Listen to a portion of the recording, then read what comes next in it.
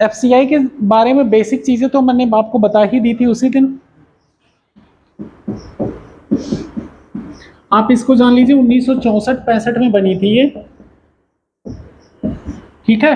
इसका main purpose था procurement, MSP के थ्रू जो प्रोक्योरमेंट हो रहा है उस अनाज को प्रोक्योर करना, उसका स्टोरेज करना, उसका रख रखाव करना, उसके बाद पब्लिक डिस्ट्रीब्यूशन सिस्टम में डिस्ट्रीब्यूट करना।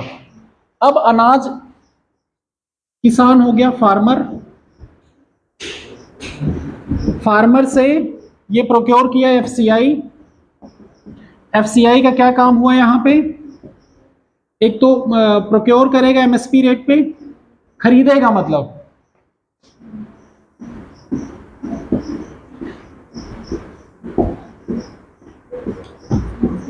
एमएसपी पे स्टोरेज करेगा, इसको ट्रांसपोर्ट भी करना पड़ेगा,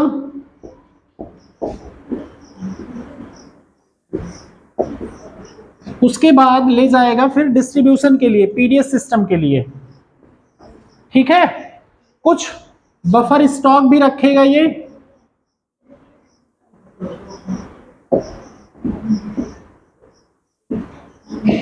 ठीक है। ये सारे काम करेगा ना। अब ये सारे काम में इसके पास पैसे लगेंगे, ह्यूमन रिसोर्स लगेगा ना। अब इसके स्टोरेज के वेयर हाउसेस की कंडीशन जो है, कहीं पे भी इंग्लिश हिंदी में मुझे लगता है समस्या आ रही है किसी को। एफसीआई कब बना, 1964-65 में। इसका मेन मोटिव क्या था कि जो एमएसपी लागू किया जा रहा उस रेट पे किसानों से अनाज को खरीदना, उसको स्टोर करना और बफर स्टॉक के लिए स्टोर करना। इसके पास वेयर हाउसेज होंगे, ठीक है, जहां पे ये स्टोर करेगा और ट्रांसपोर्ट करके जहां पे पीडीएस वाली सिस्टम होगा, पब्लिक डिस्ट्रीब्यूशन, अंत्योदय योजना, अन्न योजना, प्रधानमंत्री कल्याण योजना में जो अन्न बंटते हैं 1 रुपए 2, फूड सिक्योरिटी स्कीम में राशन में, वो चीजें वहां पे डिस्ट्रीब्यूशन पॉइंट पे यहां से इसी स्टोर से जाएंगे, ठीक है। अब एफसीआई खरीद रहा है कितने रेट पे, एमएसपी पे, बेच रहा है 1 रुपए 2 रुपए 3 रुपए, जो फूड सिक्योरिटी की स्कीम है उस पे। इसमें डिफरेंस कॉस्ट बियर कौन कर रहा है, गवर्नमेंट, ठीक है, सब्सिडीज देके। उसके बाद ट्रांसपोर्टेशन कॉस्ट पे खर्चा लग रहा है, स्टोरेज में रख रखाव पे खर्चा लग रहा है, और कहां खर्चा लगेगा, प्रोक्योरमेंट में भी तो मशीनरी लगती है पूरी, ह्यूमन रिसोर्स तो यहां भी इन्वॉल्व है। बिना आदमी के तो चलेगा नहीं कुछ, सबकी सैलरी, सबका रख रखाव, सबकी पेंशन, जॉब सिक्योरिटी, सारी चीजें इसके थ्रू। बफर स्टॉक है, हाँ वही तो, सैलरी बहुत होती है, कम होती है, लेकिन सैलरी तो पे की जाएगी जो भी गवर्नमेंट के नॉर्म्स हैं। बफर स्टॉक पे खर्चे, ये सारे रख रखाव में। अब इन सब चीजों का रख रखाव में काफी खर्चा किसका जा रहा है, सरकार का, ठीक है। अब स्टोरेज में काफी लॉसेस भी हो रहे हैं यहां, क्योंकि स्टोरेज इतने मॉडर्नाइज नहीं है, वहां पे कई बार कीड़े लग जा रहे हैं, चूहे लग जा रहे हैं, या अदर जानवर नुकसान कर दे रहे हैं। एफसीआई के स्टोरेज की कंडीशन काफी हो, क्योंकि ये इनकम तो जनरेट अपना कर नहीं रहा, सारी चीजें किस पे, गवर्नमेंट की फंडिंग पे डिपेंडेंट है ना इसका। तो इसके स्टोरेज में काफी लॉसेस भी जाते हैं, लीकेज लॉस हो रहे हैं, ट्रांसपोर्टेशन में भी। अब कई जगह सड़कें नहीं अच्छी अवेलेबल होना, हर जगह रिमोट एरिया से लेके आना, कहीं पे स्टोर करना, ये एफसीआई, जैसे यहाँ पे पीलीभीत में एफसीआई स्टोर बना, उसके अगल बगल देख लो क्या कंडीशन है।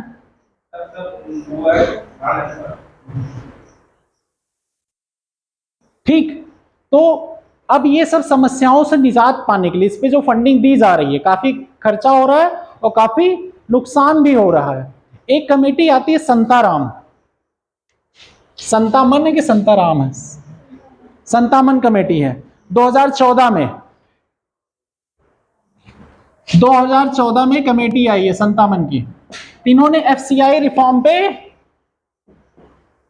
काफी पॉइंट दिए हैं, काफी एक्चुअली में आर्ग्यूमेंट दिए इसको रिफॉर्म करने के लिए। कोई कमेटी बने कि भाई जहां पे प्रॉब्लम आ रही, कोई कमेटी बनाओ, उसकी प्रॉब्लम रूट कॉज पे जाओ, उसका सोल्यूशन क्या होगा, यही चीजें तो करनी होंगी कमेटी बनाने पे। अब एफसीआई होने से दूसरा ये था कि जब ये सारे काम कर रही थी और एक रेट दे रही थी, प्राइवेट प्लेयर प्रोक्योरमेंट और स्टोरेज में नहीं आ पा रहे थे, क्योंकि इस पे पूरा एकाधिकार किसका चल रहा था, अभी तक गवर्नमेंट का चल रहा है। प्राइवेट प्लेयर इसमें आएंगे तो वो पक्का है कुछ रेट पे कम लेंगे, कुछ खर्चा लेंगे, कुछ कहाँ पे उनको बेनिफिट होगा तभी स्टोर करके रखेंगे, मार्केट को अपने हिसाब से वो देखेंगे, डिमांड और सप्लाई कितनी है, क्योंकि वो प्रॉफिट पे काम करेगा ना। आप कंपनी खोले वेयर हाउसिंग की, आप प्रोक्योर किए फार्मर से, और कितने में बेचेंगे, 2-3 रुपए में थोड़ी जाएंगे बेचने आप। एफसीआई में, अरे स्टोरेज और इन सब के लिए प्राइवेट प्लेयर को स्टोरेज हाउस वेयर हाउस के लिए खोला जाए, और उसको गवर्नमेंट अगर जैसे एफसीआई को दे रही है वैसे उनको भी पे करे, इस तरह हो सकता है। दूसरा, प्राइवेट प्लेयर्स इन्वॉल्व किए गए प्रोक्योरमेंट में एमएसपी पे, ठीक है, वो उसके बाद मार्केट रेट पे अपने प्रोडक्ट बेचे। आपने एक्चुअली में फूड सिक्योरिटी के लिए जो लेना था ले लिए, उसके बाद जो स्टॉक बचा वो किस पे बेचेंगे, मार्केट रेट पे अपना कहीं भी डिमांड और सप्लाई, या एक्सपोर्ट कर सकें, एक्सपोर्ट कर सकें। जब एक्सपोर्ट कर सकेंगे तो उनके रेट काफी बढ़ जाएंगे। अब लेकिन यहाँ पे समस्या आ जाएगी बफर स्टॉक की, आगे चल के अगर प्राइवेट प्लेयर इन्वॉल्व हो गए बहुत ज्यादा तो अपने यहाँ फूड स्कार्सिटी आ जाएगी, क्योंकि प्राइवेट प्लेयर को फायदा होगा, वो क्या करेगा, बाहर बेचेगा, एक्सपोर्ट कर देगा ना सारी चीजें। तो ये भी समस्या आ सकती है। समस्या दोनों, अब लेकिन दोनों के बीच में चेक ऑन बैलेंस मेंटेन किया जा सकता है कि भाई प्राइवेट प्लेयर के प्रॉफिट का भी ध्यान रखा जाए और गुणवत्ता क्वालिटी पूर्ण सर्विसेज का भी ध्यान रखा जाए, साथ में एफसीआई को भी रनअप किया जाए। जैसे बीएसएनएल एक अधिकार था पहले गवर्नमेंट का टेलीकॉम सेक्टर में, बाद में प्राइवेट सेक्टर आया, तभी तो सस्ती services, good on quality services, हर जगह इंटरनेट अवेलेबिलिटी हो पाई। तो इसी तरह चीजों का रिफॉर्म, एक एग्जांपल बता रहे कैसे इंडस्ट्री में रिफॉर्म होता। अब इसके लिए कोई कमेटी बनेगी, एक एक चीजों पे माइन्यूटली क्या होगा, एक एक पैरामीटर पे चेक करेगी, किस पे, माइक्रो इकोनॉमिक्स में। अभी तो हम लोग किस पे पढ़ते हैं, मैक्रो इकोनॉमिक्स, मैक्रो इकोनॉमिक्स ना, तो हम वो पॉइंट एक्चुअली मेजर पॉइंट्स देखेंगे। अब उसके बाद उनका लेजर बुक चेक करेंगे, कहाँ पे प्रॉफिट होगा, कहाँ पे लॉस होगा। एफसीआई की पूरी वर्किंग ही अभी किसी को नहीं पता ना यहाँ तो। अभी तो हमको क्या पता, ऑब्जेक्टिव पता है कब बनना और क्या फायदे नुकसान है, इतनी वर्किंग पता होती है हम लोगों को। अब उनके मैनुअल जाओगे पढ़ने तो वो हजारों पेज के होते हैं कि नहीं, किसी भी एक्ट के तहत जो बनता है। लेकिन हम मेजर चीजें पढ़ते हैं क्योंकि हम पढ़ रहे हैं जनरल स्टडीज में। और इसीलिए जब कमेटी बनेगी वो एक एक पॉइंट को एनालिसिस करेगी, एक एक पॉजिटिव नेगेटिव को, क्या इस पे किया जा सकता है, इस पे क्या किया जा सकता है, इस पे करके ये। इसीलिए 57 जो कमेटी बनी, इन्होंने क्या किया, कुछ रिफॉर्म सजेस्ट किए। इन्होंने कहा कि जब किसान आते हैं, किसान जो हैं, इनको कुछ फंडिंग दे दिया जाए, इनको कुछ सब्सिडीज दिया जाए, ये अपना वेयर हाउस बनाए, अपना सामान स्टोर करें वहीं पे, उसके बाद जब डिमांड हो जहां पे वहां पे बेच दें। समझे, आप अपना वेयर हाउस बनाओ, आप अपना सामान स्टोर करो, आपको कुछ सब्सिडी दे दी जाएगी, छूट दे दी जाएगी उसके लिए। लेकिन ये इतना आसान नहीं है, किसी के पास ज़मीनें नहीं है, कोई बड़े किसान हुए हुए वेयर हाउस बना लेंगे, या वेयर हाउस या cold storage banana, it is not easy job.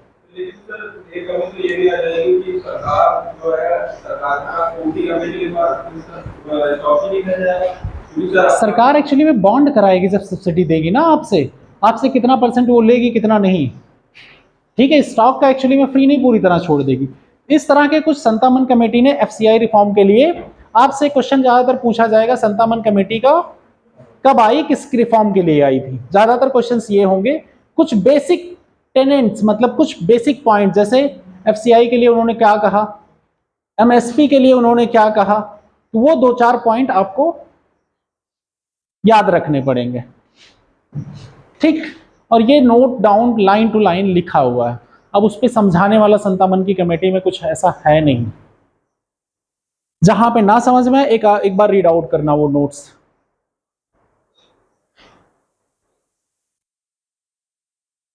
ठीक। क्योंकि कमेटियों के रिकमेंडेशन में फिर 2-4 लाइन सिर्फ होता है, बस, उससे ज्यादा कुछ होता नहीं पढ़ने को।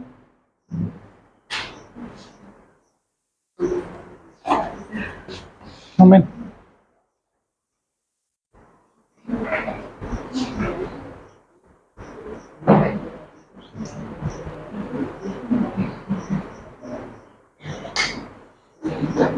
उसी रिफॉर्म में एक स्कीम थी, पीएम आशा स्कीम, पीएम आशा स्कीम, प्रधानमंत्री पीएम आशा स्कीम है।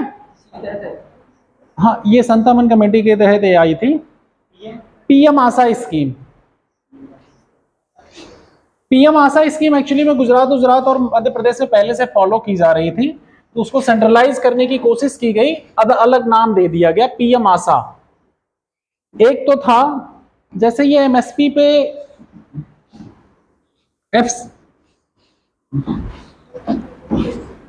दो प्रोविजन इसके मेन है। एक प्रोविजन मैं बता रहा हूं अभी, पहला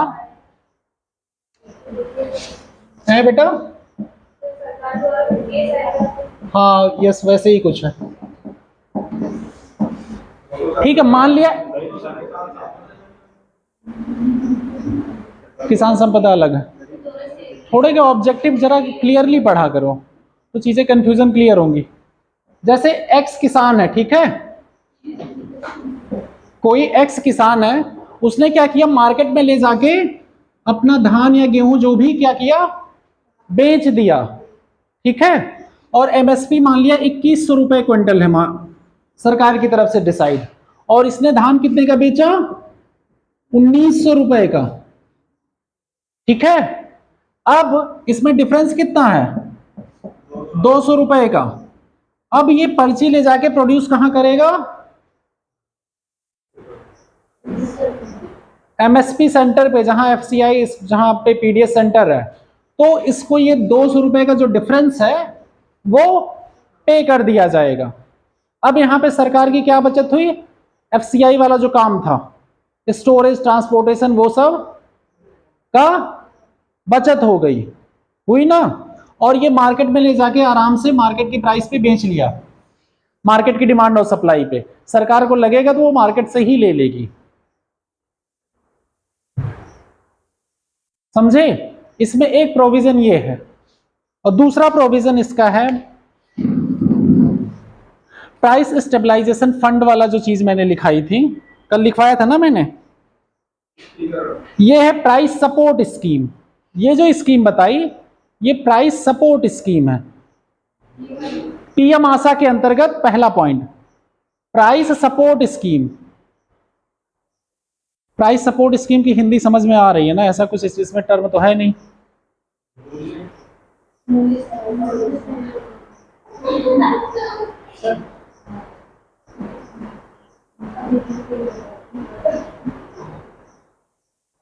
सॉरी यार, ये प्राइस सपोर्ट नहीं है एक्चुअली में, ये प्राइस डेफिशिएंसी पेमेंट स्कीम है, पीडीपीएस। पीडीपीएस ये वाला जो पॉइंट है, प्राइस डिफिशियंसी पेमेंट स्कीम, पीडीपीएस, मतलब पीएम आशा के अंतर्गत जो पॉइंट आएगा, पीडीपीएस वाला पॉइंट है ये। मतलब जो डिफरेंसेस होगा मार्केट में पे करने के बाद, वो डिफिशियंसी जो आएगी उसे सरकार पे कर देगी, पीडीपीएस शॉर्ट फॉर्म में, price deficiency payment scheme. Hindi क्या कह रहे हैं इसको,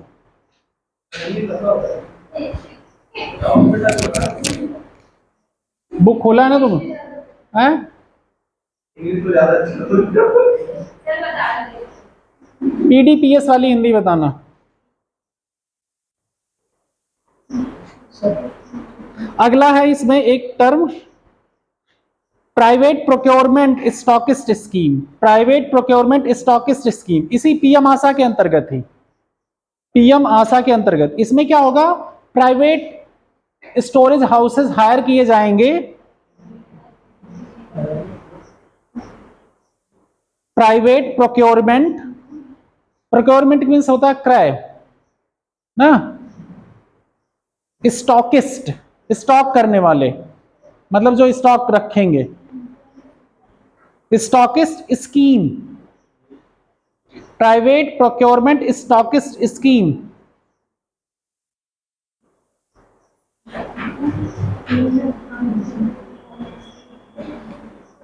पीपीएसएस, हाँ पीपीएसएस,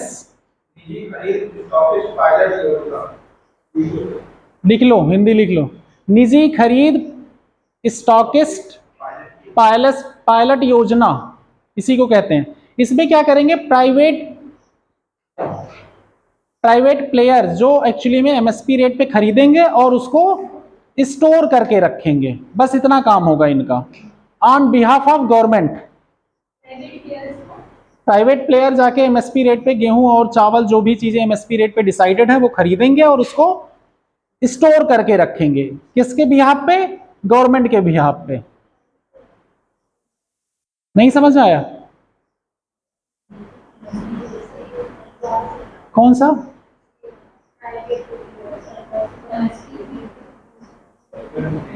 कौन सा बताना है, बताओ, पढ़ो।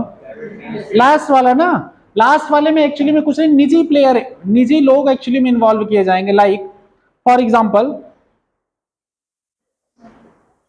आप हैं और सरकार ने आपको हायर किया, आप हम जो एमएसपी जारी किए हैं। अब एक्चुअली पिछली क्लास में थी कि एमएसपी क्या होता पता है? न्यूनतम समर्थन मूल्य, पता है? पिछली 2-3 क्लासेस में नहीं थे आप लोग, वीडियो लेक्चर नहीं देखे ऑनलाइन? कल या परसों की क्लास में ये चीजें समझाई गई थी। ठीक है, मिनिमम सपोर्ट प्राइस मैं बता दे रहा हूं, वो आपने न्यूनतम समर्थन मूल्य पे वो सरकार डिसाइड करती है। उस सरकार जो डिसाइडेड प्राइस है उस पे कौन खरीदेगा? अब तक कौन खरीद रहा था? एफसीआई। अब इसमें स्कीम में आ रहा है कोई प्राइवेट प्लेयर, निजी कंपनी उसको खरीदेगी उसी रेट पे, धान या गेहूं सरसों जो भी चीज है, और उसको क्या करेगी? अपने वेयर हाउस में रखेगी स्टॉक के फॉर्म में। किसके बिहाफ पे? गवर्नमेंट के नाम पे। ठीक समझ आया? और प्राइस सपोर्ट स्कीम जो है उसमें क्या है? सेंट्रल एजेंसियां खरीदेंगी, बस यही है। सारी खरीद फरोख्त कौन करेगा प्राइस सपोर्ट स्कीम में? सेंट्रल एजेंसियां। हो गई पीएम आशा स्कीम कंप्लीट। अब आगे हम लोग चलेंगे आज गरीबी पे।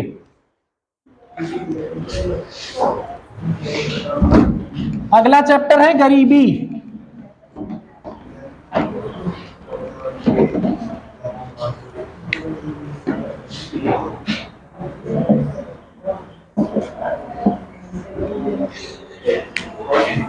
उसको ऑन करो बेटा।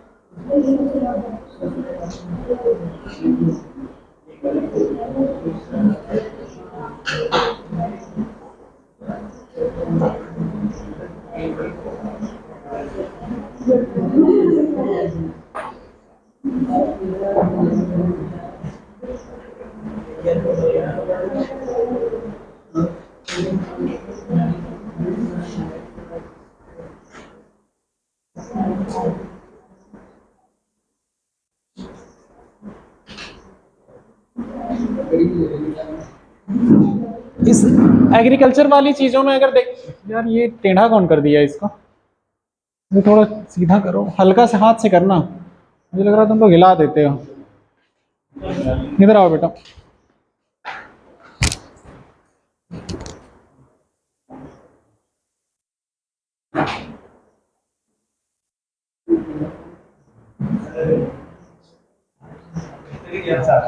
क्या हिल गया? ठीक है, पढ़ने में आ रहा है ना तुम्हें? क्या नहीं आ रहा है?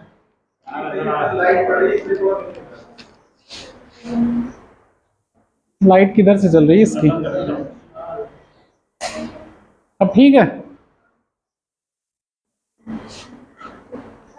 क्रॉपिंग सीजन एक्चुअली में एग्रीकल्चर में जो चीजें पढ़ाई गई थी आपको, गर्मी लगेगी यार, बंद कर दोगी इतना तो। क्रॉपिंग सीजन आपको एग्रीकल्चर वाले जो टॉपिक हैं एक बार मैं थ्रू आउट आपको दिखा दे रहा हूं फटाफट। क्रॉपिंग सीजन में कुछ बताना नहीं था, इस पे ज्यादा डिस्कशन हो चुका है, ये रट्टाफिकेशन था पूरा। रबी, खरीफ, जायद, और उसके एग्जाम्पल्स दिए हुए हैं, कौन कौन से स्टेट में ज्यादा होती है। 3-4 एग्जाम्पल दिए हैं सबके ना। आप लोग उस दिन 3 फसलों के नाम भी नहीं बता पा रहे थे, रबी, खरीफ, जायद में। हाँ, आपने बता दिया था। ठीक है, अगला सबसिस्टेंस फार्मिंग एक चैप्टर होता है। ये एक्चुअली में फार्मिंग का नाम होता है कि प्राइमरी, अपने मूलभूत सिर्फ सुविधाओं के लिए, अपने खाने के लिए जो फार्मिंग की जाती है उसको क्या कहते हैं? Subsistence farming. ठीक है, सिर्फ अपनी जरूरतों को पूरा करने के लिए। और इसका आउटपुट मोस्टली लोकल रिक्वायरमेंट लिखा है ना, देखो लास्ट लाइन, कोई सरप्लस इसमें पैदा नहीं होता। शिफ्टिंग एग्रीकल्चर, ये सब टर्म एक्चुअली में अभी नहीं बताए हैं एग्रीकल्चर में, इसीलिए मुझे एक बार बताना पड़ रहा। ये सब वैसे तुम्हें ज्योग्राफी में पढ़ाया जाएगा और एनवायरमेंट में भी।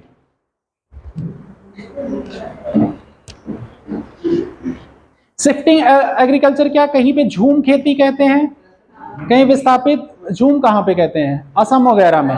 ठीक है, इसमें क्या करते हैं, पेड़ पौधों और जंगल को काट के टेम्परेरी लेवल पे उसको जला देते हैं और उसमें खेती कर लेते हैं। ये क्या हो गया? Shifting agriculture. शिफ्टिंग एग्रीकल्चर, खेती। ये हुआ, ये बर्न हुआ, उसके बाद फसलें उगाई गई, कट एंड बर्न प्रोसेस चलता रहता है, लेकिन इस पे एक्चुअली में अभी रोक लगाई जा रही चीजों पे। क्यों? बिकॉज ऑफ वनों की बहुत ज्यादा कटाई हो रही है, रिसोर्सेज बहुत ज्यादा, लोग एग्रीकल्चर लैंड उसे बनाते जा रहे हैं। ठीक है, ठीक, थोड़ा फास्ट चलेंगे क्योंकि एग्रीकल्चर पूरा हम पढ़ा चुके हैं, हम आएंगे पॉवर्टी पे। ग्रीन रिवोल्यूशन पढ़ा चुके हैं। ठीक है, रिफॉर्म है एग्रीकल्चर का एक तरह का। ये कब आया था? पहले 66 में। ठीक है, MS स्वामीनाथन अपने यहाँ प्रणेता थे इसके, और वैसे नॉर्मन बोरलॉग। ठीक है, इसमें मैक्सिकन राइस और व्हीट का यूज हुआ था, ये तो पता है आपको। High yield variety, chemical fertiliser, chemical pesticide, कीटनाशक होता है, रासायनिक कीटनाशक, रासायनिक फर्टिलाइजर, फर्टिलाइजर्स ना, कीटनाशक। और इरिगेशन फैसिलिटी अवेलेबल कराने की बात की गई। उसके बाद पैसे उसमें इन्वेस्ट करते हैं, मशीनरी को यूज करने की बात की गई। कैपिटल इंटेंसिव मतलब मशीनरी में पैसे इन्वेस्ट किए जाएं। ठीक है, ये सब चीजों करके इसको क्या नाम, क्रॉप का अपने यहाँ फूड सिक्योरिटी की इनसिक्योरिटी जो थी उसको कम करने का प्रयास किया गया। इनोवेशन से बायोकेमिकल्स कौन कौन से हैं, मैकेनिकल में क्या क्या किया गया, सॉयल सोशल में क्या क्या किया गया। ये 3 पार्ट में डिवाइड है पूरा ग्रीन रिवोल्यूशन। बायोकेमिकल में आपको पता चल गया फर्टिलाइजर्स वगैरह जो यूज होंगे। ठीक है, पेस्टिसाइड्स वगैरह। मैकेनिकल में इरिगेशन के लिए जो सपोर्ट आएगा, मैकेनाइजेशन आएगा, ये हो जाएगा। सोशल में यस, हाइब्रिड सीड के बारे में बता चुके हैं, उसमें बहुत ज्यादा डिटेल चाहिए नहीं। मिनिमम सपोर्ट प्राइस मैंने अभी कल परसों पूरी समझाई है। न्यूनतम समर्थन मूल्य कहते हैं, जो बच्चे नहीं आए थे वो सुन लो। न्यूनतम समर्थन मूल्य कहते हैं, ये कौन डिसाइड करता है? सरकार। सरकार एक एक्चुअली में रेट डिसाइड करती है, कब? जब बोया जाने से पहला, फसल बोया जाने से पहले सरकार रेट डिसाइड करती है। रेट किसके रिकमेंडेशन पर डिसाइड करती है? CACP करके एक commission, commission of agriculture cost and price. ठीक है, वो क्या करती है? Cabinet committee of economic affairs को रिकमेंड करती है, उसके बाद ये अनाउंस करता है, cabinet committee of economic affairs chair by PM, ठीक है। और वो क्या करते हैं, अनाउंस कर देते हैं। वो जब अनाउंस कर देते हैं मिनिमम सपोर्ट प्राइस अनाउंस हो जाता है। मिनिमम सपोर्ट प्राइस डिसाइड करने के लिए एमएस स्वामीनाथन ने कुछ फार्मूले दिए थे, A2 plus FL plus C2, A2 FL C2, ये 3 तरह के फार्मूले उन्होंने दिए थे। और A2 क्या होता है, ये चीजें हमने कल बताई थी, रियल कॉस्ट होती है। और FL एक्चुअली में पारिश्रमिक वाली कॉस्ट होती है, लेबर कॉस्ट होती है जो अनपेड होती है। C2 होती है लैंड का रेंट, या लैंड जो आप यूज कर रहे हैं उसकी जो इनकम हम मिल जाए। उसके बेसिस पे मिनिमम सपोर्ट प्राइस डिसाइड होता है। 2019 में A2 प्लस FL का 1.5 गुना लेके क्या किया गया, मिनिमम सपोर्ट प्राइस अनाउंस किया गया, ठीक। मिनिमम सपोर्ट प्राइस पे एक्चुअली में न्यूनतम समर्थन मूल्य हिंदी में कहते हैं, उसके बेसिस पे सरकार किसानों से अनाज का खरीदारी करेगी, ठीक है। इसमें 24 फसलें आती हैं, फसलों के नाम हमने कल सबको लिखवा दिए थे। उसके बाद FRP जारी किसके लिए होता है, फेयर रिम्यूनरेटिव प्राइस, गन्ने के लिए, गन्ने के लिए। और ये काम स्टेट अगमेंटेड प्राइस भी जारी किया जाता है, स्टेट अपना भी जारी कर सकता है वो, लेकिन FRP से ज्यादा होता है। FRP को भी रिकमेंड करने वाला कौन है, CACP ही, CACP ही रिकमेंड करता है, ठीक है। पढ़ाते समय कोई फोन ना यूज किया करो यार, हम भी तो हैं, हम भी तो फोन नहीं यूटिलाइज नहीं कर रहे हैं, ठीक है। उसके बाद CACP के बारे में कल मैंने बता दिया था, कब बना था, 1965 में, स्टैट्यूटरी बॉडी है, ये सब है। अगर कुछ पॉइंट नहीं लिखाए गए तो वो लिख लेना। CACP attached office ministry of agriculture and farmer welfare का है, ये हमारी समझ से पॉइंट नहीं लिखाया था कल मैंने, ठीक है। और ये स्टैट्यूटरी बॉडी वाला पॉइंट नहीं लिखाया था मैंने, ये लिख लेना। स्टैट्यूटरी मतलब सांविधिक निकाय, ठीक है। और एक चीज ये भी कि इसका सजेशन गवर्नमेंट पे बाइंडिंग नहीं होता है, कोई भी सजेशन चल रही है गवर्नमेंट पे बाइंडिंग नहीं होता, ये बात ध्यान रख लो। कोई भी अगर सजेशन है, सजेशन आप मानो या ना मानो, ये कॉमन सेंस है ना, उसको हम मान भी सकते हैं, नहीं भी मान सकते। इन सब पॉइंट पे एक्चुअली में डिस्कशन कल डिटेल में हो चुके हैं। और सप्लाई फैक्टर, क्रॉप फैक्टर, इन सब पे मैंने सर्किल बनवा के चीजें बताई हैं आपको, ओके। और हिंदी इंग्लिश दोनों में समझाया है। और यहां पे जो इंग्लिश भी लिखी है, सिंपल इंग्लिश लिखी, कोई भी टर्म ऐसा नहीं है जो आप term day to day life में यूज नहीं करते हैं। मार्केट इंटरवेंशन स्कीम मैंने कल करा दी थी। मार्केट MSP भी और प्रोक्योरमेंट प्राइस दोनों एक तरह से मार्केट इंटरवेंशन स्कीम है ना। तेजपाल, कहीं डाउट तो नहीं है ना, अभी तक रिवीजन हो रहा है, ये सब चीजें कल कराइए सब। बफर स्टॉक, बफर स्टॉक बताया मैंने अभी।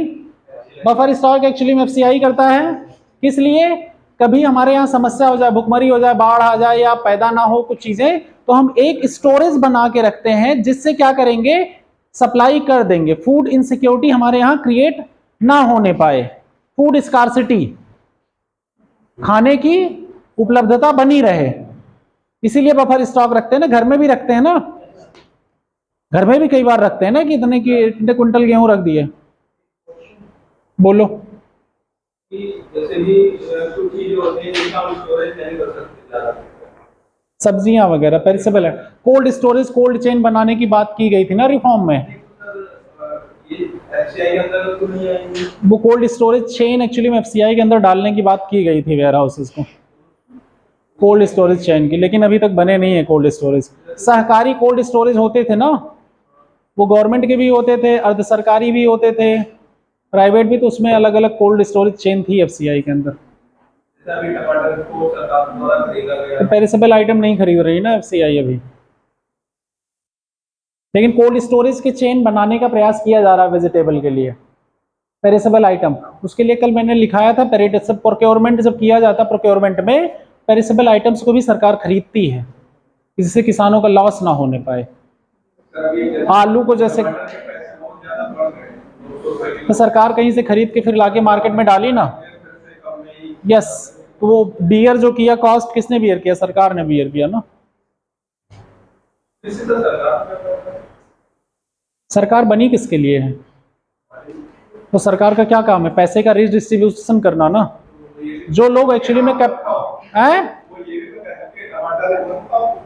ये नहीं, देखो किसी भी चीज को, इसीलिए तो डेमोक्रेसी से आपको रिलेट किया गया कि आप फ्रीडम ऑफ चॉइसेस पे कंट्रोल नहीं कर सकते। आपको सप्लाई करना है, आपको फ्रीडम प्रोटेक्ट करनी है। हमें खाना है ये, तो वो हमें सरकार के पास हमारी राइट्स जाते नहीं है, हमें बोलना है, ये हमारी फ्रीडम ऑफ स्पीच है। फंडामेंटल राइट के थ्रू आप प्रोटेक्टेड हैं, सरकार बाउंड है उसको करने के लिए, उस पर बैन नहीं लगा सकती जो चीजें एक्चुअली ईटिपल है। अब इस पे ज्यादा डिबेट पॉलिटी वाले सर से करना, कहाँ पे फ्रीडम बाधित होगी, कैसे होगी, क्या सरकार कर सकती है। नेसेसरी चीजों को क्या, सब्जियां नेसेसरी हैं ना, आपको चीजें चाहिए। और दूसरी बात, चुनाव पास में है यार, कैसे सरकार कह देगी यार कोई चीज का, जब पब्लिक को पता है ये पब्लिक को चाहिए। चुनाव से भी तो बाउंड है। हर चीजें किधर आके रिलेट रहती हैं। Food security, food security actually में फूड अफोर्डेबल प्राइस पे लोगों को अवेलेबल कराना।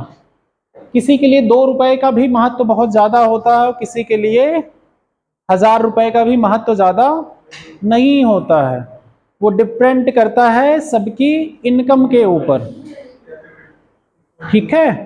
परचेजिंग पावर पैरिटी जो पढ़ते हैं हम, परचेजिंग पावर किसकी कैसी है, इसीलिए अफोर्डेबल प्राइस पे हम क्या करते हैं, 3 पार्ट यूज करते हैं। एक अफोर्डेबिलिटी, अवेलेबिलिटी और एक्सेसिबिलिटी। अफोर्डेबिलिटी मतलब कम प्राइस पे अफोर्ड कर सको आप, अफोर्ड वर्ड तो पढ़ते हो ना। अवेलेबिलिटी फिजिकल रीच रहे, उसके बाद एक्सेसिबिलिटी सोशल रीच रहे, तो क्या हो जाएगा, इन तीनों को मिला के फूड सिक्योरिटी का मेजर टर्म हम कंप्लीट करते हैं।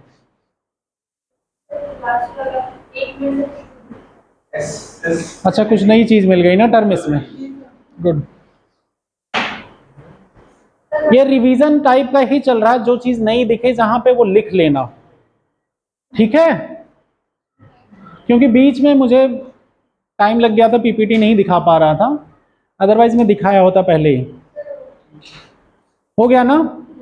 जो चीजें जहां इंपॉर्टेंट लग रही हैं आपको नोट डाउन कर लेना, जिससे आपको अभी एग्जाम्पल के, कल जैसे तुम लोगों ने एस्से पे काफी वर्क किया था, मेहनत किया था, नो डाउट कई बच्चों ने अच्छा लिखा था, अच्छा प्रयास था सबका।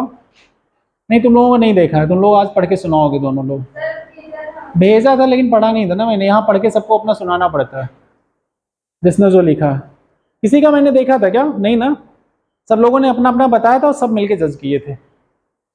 सबसे अच्छा लिखी थी गौरांगी एस्से, जबकि वो अभी तुम लोगों से बहुत छोटी है।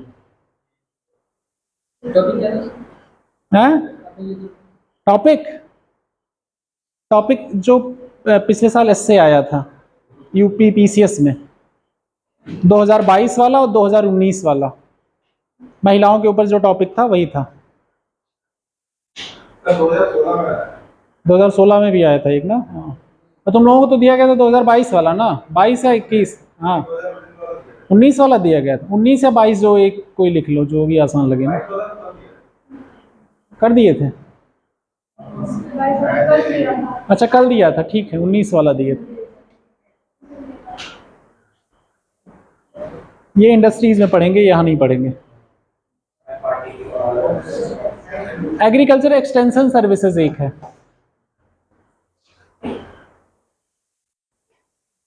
एक्सटेंशन सर्विसेज एक्चुअली में ये टर्म नहीं लिखा है, ये टर्म लिख लो, ये छूटा हुआ है। एक्सटेंशन सर्विस कौन सी होगी, जो एक्चुअली में एग्रीकल्चर को सब्सिडी सपोर्ट प्रोवाइड करती, मशीनीकरण या एलाइड सेक्टर को ऐड कर दिया जाए।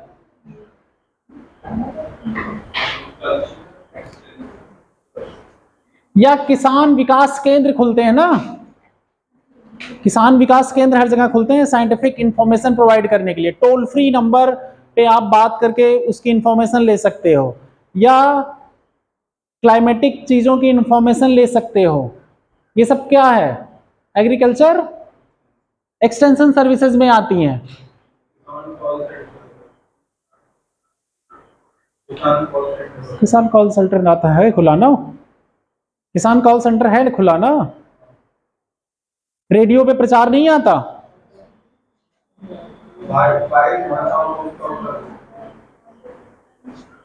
इसी को एग्रीकल्चर एक्सटेंशन सर्विसेज कहते हैं। किसी को नहीं समझ में आया तो हाथ उठाओ। सब डिजिटलाइज, जो भी ऐड कर, जो एक्स्ट्रा एडिशन दिख रही है ना, सारी चीज ऐड कर दो इसमें। लिखा तो है नीचे, technology meet the contingency market information, सब कुछ। लास्ट लाइन देखो, फिगर बनाओ, वो सर्कल बनाओ और उसमें लिख दो एक एक पॉइंट, जितने पॉइंट बोले यार। ये लाइन टू लाइन लिखने जाओगे टाइम लगेगा। एक सर्कल बनाओ ऐसे, उसके बाद एक एक ऐसे ऐसे एग्रीकल्चर एक्सटेंशन सर्विसेज में क्या क्या पॉइंट है। बाकी तो किताब में वैसे ही थ्योरी लिखी हुई है पूरी।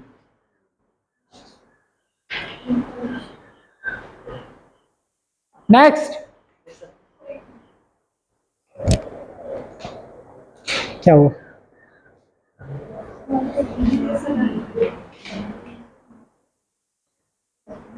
आगे चल रहे हैं बेटा, आज पॉवर्टी खत्म करनी है, ये बात जान लेना, बिना खत्म किए नहीं जाएंगे आज।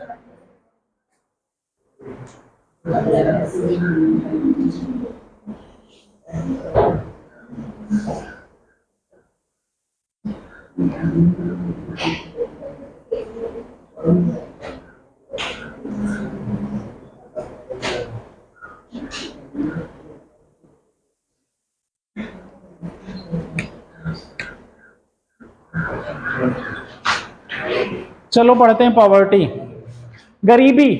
पॉवर्टी को हिंदी में कहते हैं गरीबी।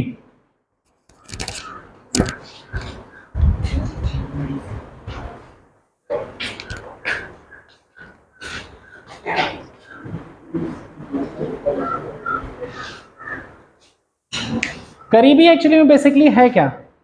कुछ आपके नेसेसिटी, बेसिक इनकम्स जो हैं, मतलब आपकी रोटी, कपड़ा, मकान, हेल्थ, एजुकेशन, इन सब की एक जो मूलभूत जरूरतें हैं आपकी, आपको जिंदगी जीने के लिए मूलभूत आवश्यकताएं, उसको जब आप पूरा नहीं कर पा रहे हैं तो आप गरीबी श्रेणी में आते हैं। सरकार ने इसको डिफाइन करने के लिए क्या किया, एक टर्म इजाद किया, गरीबी रेखा।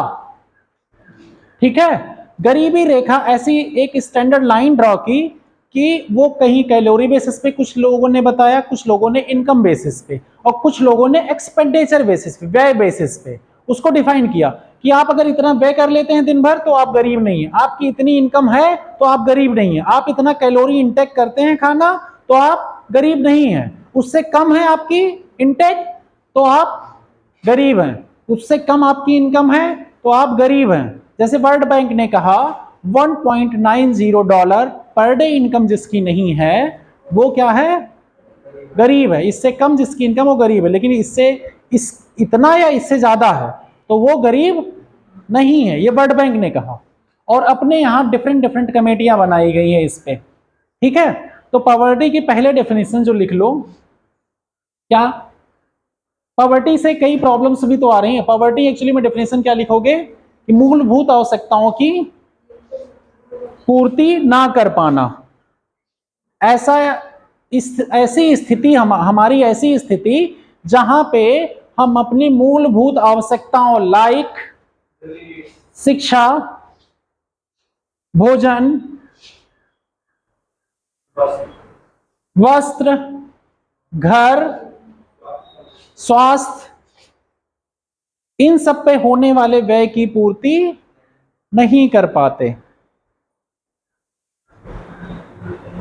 इसमें एक टर्म और ऐड किया गया बाद में कि लाइफ, हम डिग्निफाई लाइफ नहीं जी पाते।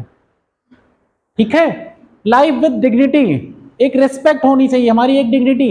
जब हमारी मूलभूत आवश्यकताएं पूरी रहेंगी, हम किसी पे डिपेंडेंट बहुत ज्यादा नहीं होंगे, तो कोई हमें कुछ, हमारी एक रिस्पेक्ट अपनी समाज में रहेगी ना, तो आपकी एक डिग्निटी भी नहीं मेंटेन हो पाती। तो वो क्या है, पॉवर्टी, गरीबी। गांधी जी ने क्या कहा था गरीबी के बारे में, दुनिया में सबसे बड़ा दुख है तो वो गरीबी। बहुत सी लाइनें भी होती है ना, गरीबी में वो रिश्ता साथ छोड़ देता है ना, जो अमीरी में साथ होता है। ये सब सच्चाई है एक्चुअली में, लोगों के फेस की हुई लाइफ की लाइनें हैं, और ये फैक्ट है। तुलसीदास जी ने भी लिखा है ना, समर्थ को नहीं दोष गोसाई। जो ताकतवर होता है, धनी होता है, उसको कोई दोषी नहीं मानता जल्दी, और जो गरीब होता है उसमें हर दुर्गुण दिखाई पड़ते हैं सबको। भले वो कितना अच्छा इंसान हो, उसकी एक कमी सिर्फ हो, क्योंकि वो गरीब है, उसमें हजारों कमियां समाज की देखी जाएंगी। तो समाज की क्या कंडीशन है, सब लोग एक मजबूत कंधा ढूंढते हैं ऑलवेज। कोई कमजोर रहना नहीं पसंद करता, ना कोई कमजोर से दोस्ती करना पसंद करता है।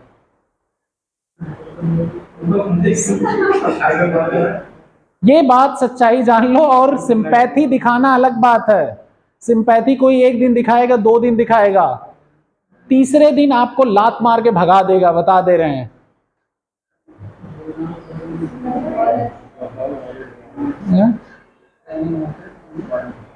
इसीलिए गरीबी एक्चुअली में क्या, बड़े बड़े फिलोसफर लोगों ने क्या कहा, गरीबी की समस्याएं है इस तरह की समाज में, इसीलिए कहा जाता है लोग सेंसिटिव हो, कंपैशनेट हो, एम्पैथी हो, लोगों की गरीबी दूर करने का प्रयास किया जाए, लोग एक डिग्निफाई लाइफ जी सकें, लोग डे टू डे लाइफ में रिस्पेक्ट पा सकें। जरूरत है ना। तो गरीबी की, अब अगर हम आगे चलते हैं, गरीबी की डेफिनेशन हो गई। गरीबी 2 तरह की है, ये बात लिख लेते हैं, उसके बाद कॉजेज पे आते हैं। ठीक है, एक एक स्टेप चलेंगे ना। गरीबी क्या हो गई, समझ में आ गया सबको। अब गरीबी के आगे चलेंगे। 2 तरह की गरीबी है, एक है एब्सोल्यूट। एब्सोल्यूट को हिंदी क्या कहते हैं, सापेक्ष नहीं, सापेक्ष रिलेटिव होती है, निरपेक्ष।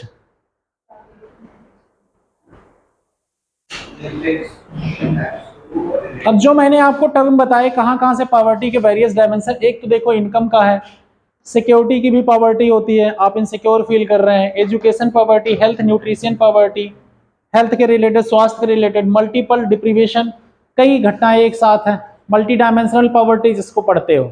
ठीक है,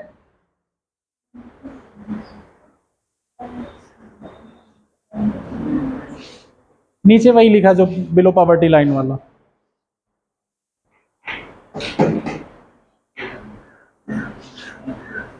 ये सारी चीजें मैंने आपको बताई ही, समझाया ना अभी। Health poor, education poor, income poor, security poor. अब आगे टाइप्स ऑफ पॉवर्टी, इसे कहते हैं निरपेक्ष पॉवर्टी।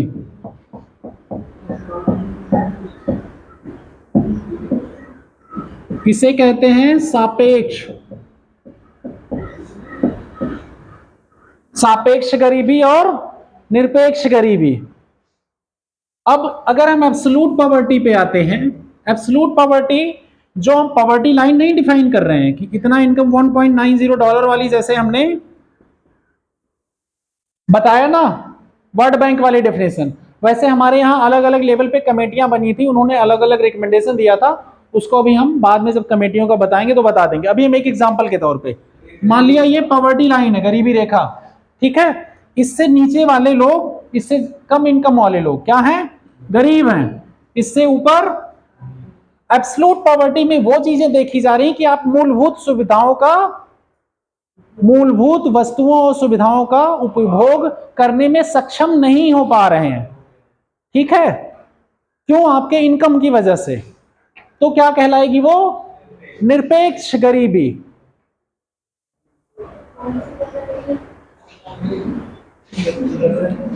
Absolute poverty.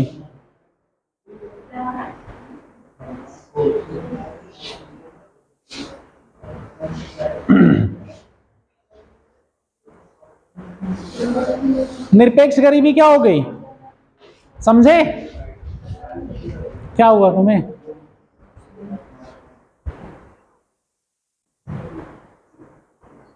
बीच में कई दिनों से गायब रहने पे क्लास में एक्चुअली में आने पे थोड़ी दिक्कत हो जाती है ना।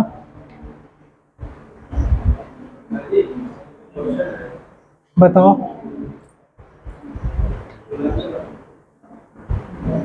तो जैसे 2018 में क्वेश्चन आया था, सिक्किम जो है पहला राज्य बना जैविक का। हाँ तो सर ये 2016 में सिक्किम पहला राज्य बना था। हाँ 2018 में जैसे क्वेश्चन आया, तो सर हम इसकी लिमिटेशन कहाँ तक रखते हैं, कहाँ से क्वेश्चन आ सकता है? यार, कोई पहला जो बनता है ये कभी भी पूछा जा सकता है। पहला जो फर्स्ट एक्चुअली में हैपनिंग होती किसी चीज़ की, जैसे चंद्रयान पहली बार साउथ पोल पे इंडिया ने लॉन्च किया, अब ये हिस्टोरिकल क्वेश्चन हो गया, परमानेंट कभी ना कभी आएगा और साउथ पोल पे आएगा। अब यूपीएससी में तो मून के एक्चुअली में लैंड रोवर और इन सब से पूछेगा, प्रज्ञान से पूछेगा, इन सब से क्वेश्चन अंदर घुस के पूछेगा। बट बाकी जो छोटे एग्जाम्स होते हैं उसमें ये पहला वाला जो क्वेश्चंस पूछे जाते हैं ऑलवेज पूछे, पहला राष्ट्रपति, पहले राज्यपाल, पहले क्या कहते हैं स्पीकर, पहले यूपी के राज्यपाल, ये सब तो पूछा जाता है ना ऑलवेज। तो पहला जो ऑर्गेनिक फर्स्ट हैपनिंग होती है वो ऑलवेज पूछी जाती है। इस बात के लिए श्योर शॉर्ट रहो, इसीलिए ऑलवेज टॉप का नेम याद किया जाता है, फिर नीचे के जो हम रैंकिंग लिखवाते थे करंट अफेयर्स में, इसलिए इन सब चीज़ों का ऐसा कुछ नहीं है। एब्सोल्यूट पॉवर्टी किसको समझ में नहीं आई है? जावेद क्लियर?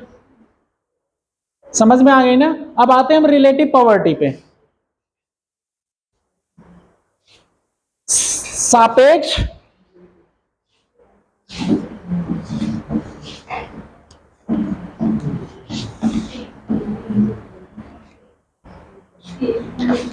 सापेक्ष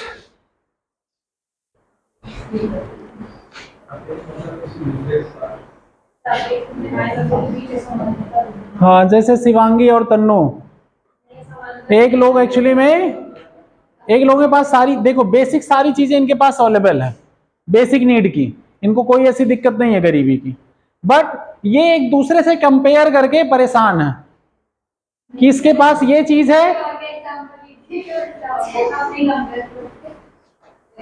एग्जाम्पल बेटा, ठीक है नहीं माना, चलो सैफ और अरुण को लेते हैं, सैफ और अरुण को ले लेते हैं, ठीक है। समझो बात को, ये लोग एक्चुअली में गरीबी रेखा से ऊपर हैं, अपना जीवन यापन कर रहे हैं, लेकिन उनके पास रेंज रोवर नई वाली आ गई, अरुण के पास, इनके पास नहीं आई है, सैफ के पास। तो अब ये सोच रहे हैं यार हमारे पास कहीं से पैसे कम है, कुछ और इनकम, लग्जरियस चीजें और आनी चाहिए ना।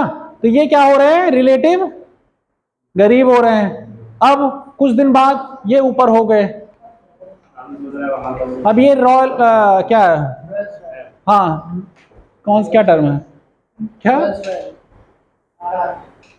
आर ना गाड़ी, रोल्स रॉयस बोलते हैं उसको ना। अब इन्होंने ये खरीद ली, अब अरुण को दिक्कत हो गई, अब वो रिलेटिवली पुअर हो गए, इसी को कहते हैं।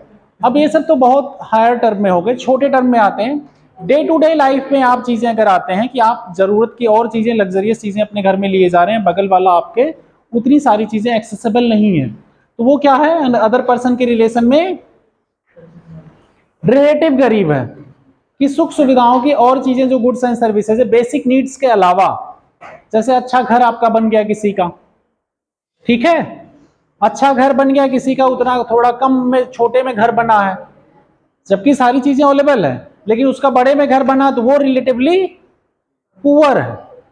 इसको क्या कहते हैं, सापेक्ष गरीबी। समझ गए ना? यहां पे क्या देखा जा रहा है, किसी दूसरे के टर्म में दूसरे की इनकम देखी जा रही है ना। यहां पे इनकम इस बेसिस पे नहीं देखा जा रहा कि आप बेसिक नीड, किस बेसिस पे देखी जा रही है, एक दूसरे के टर्म में। जैसे आप दोनों अगल बगल बैठे हो, एक की इनकम ज्यादा एक की इनकम कम, तो जिसकी इनकम कम वो क्या हो गया, सापेक्ष गरीब।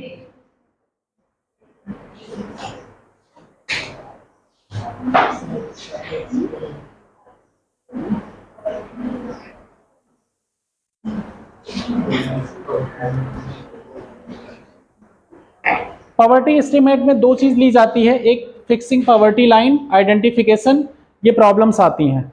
Measuring poverty aggregation, poverty line कैसे डिसाइड की जाए, ये बहुत बड़ी समस्या आती है।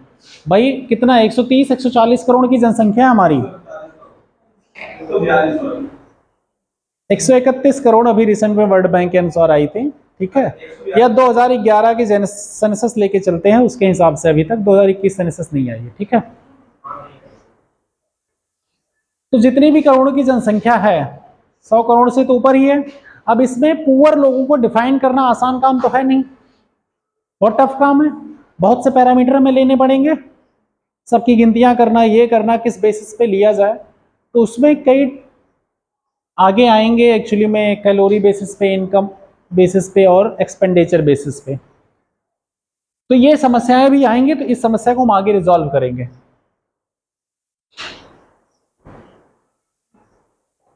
इसमें वही पॉवर्टी लाइन से रिलेटेड है।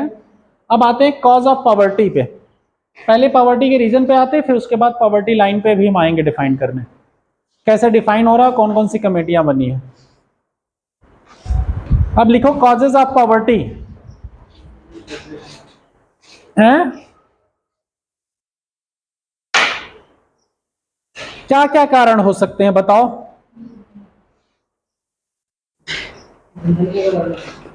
हैं?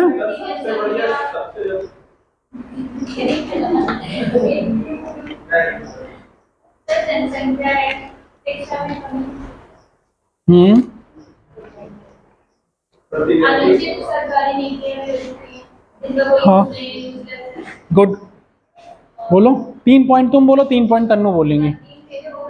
अच्छा हो गए, अब तन्नू 3 पॉइंट।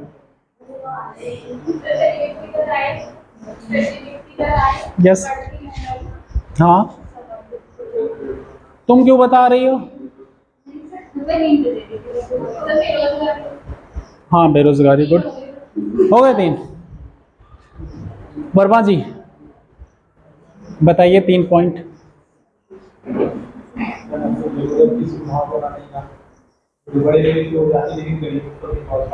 फिर क्यों नहीं मिल पाती, हमें कॉज बताना है, गरीबी की डेफिनेशन नहीं, रिसोर्सेज का रीडिस्ट्रीब्यूशन ना होना प्रॉपर, ये बोलो।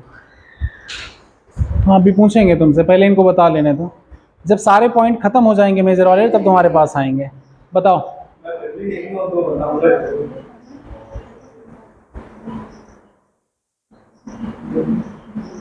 साक्षी बताओ 3 पॉइंट बताओ गरीबी के कारण में।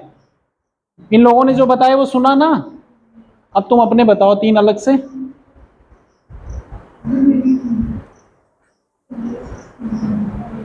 ऐसे लिख के लाए हो, कल तो आए नहीं थे आप। लिखा परसों वाला जो ऐसे दिया था, परसों वाला लिखा। अच्छा शिवांशी ऐड करो 3-4 पॉइंट। क्या उधर क्या देख रही हो? ठीक है, हाँ ये बताया किसने बताया, किसी ने नहीं बताया, ठीक है बताओ। हाँ लघु और कुटीर उद्योगों की कमी, हाँ इसके यस कह सकते हैं। शिक्षा वाला तो बोल दिया। कौन सा? हाँ 3 हो गए तुम्हारे, ठीक, तुम बताओ। प्राकृतिक आपदाएं, हाँ हो सकती गरीबी का। सर ये तो नहीं होगी। क्या नहीं होगी, क्यों नहीं प्राकृतिक आपदा? बाद में आएगा, ठीक है, रीजन है, ठीक है कोई बात नहीं। हाँ। सूखा पड़ गया, अकाल पड़ गया, बारिश नहीं हुई, बाढ़ आ गई पूरा एरिया, तो बहुत से लोगों को गरीबी धकेल देगी। कोरोना आया था, पैंडेमिक आया था कि नहीं, ये क्या था, प्राकृतिक आपदा थी ना, बहुत से लोग गरीब हो गए, नौकरी चली गई ना। बताओ सही है, उनको कहने दो। याद थोड़ी करना है, अपने आप बताना है सोच के। अगल बगल गरीब दिखते हैं ना, नहीं दिखते?